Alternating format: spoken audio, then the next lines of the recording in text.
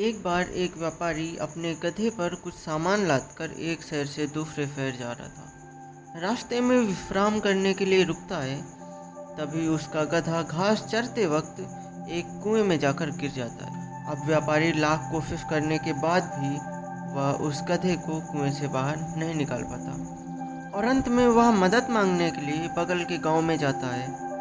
उस व्यापारी के साथ गांव के कुछ लोग आते हैं और सब लोग मिलकर एक बार फिर से उसे निकालने की कोशिश करते हैं, पर इस बार भी वो उसे नहीं निकाल पाते।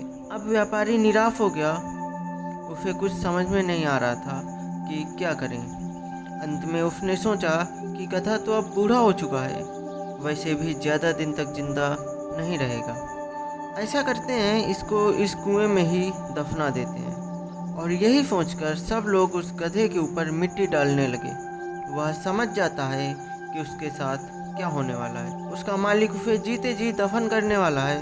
वह फौरन खड़ा हो गया और जोर जोर से चिल्लाने लगा, पर किसी ने भी उसकी आवाज़ पर ध्यान नहीं दिया। वह लगातार उस पर मिट्टी फेंकते रहे। काफ़ी टाइम मिट्टी फेंकने के बाद जब कुएं के पास जाकर झांकते हैं तो उन्होंने वहाँ जो भी देखा उसे देखकर सब हैरान हो गए। उन्होंने देखा कि गधा लगभग बाहर आ चुका था और ऐसा कैसे हुआ।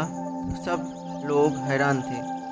असल में जब सारे लोग गधे के ऊपर मिट्टी डाल रहे थे तो वो अपने पीठ को हिला देता था, जिससे कि मिट्टी उसके पैरों के नीचे आ जाती थी और वह मिट्टी के ऊपर हो जाता था।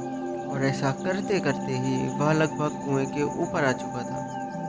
तो दोस्तों, ये छोटी सी कहानी हमें ये सिखाती है कि हमें लाइफ में कभी भी हार नहीं माननी चाहिए।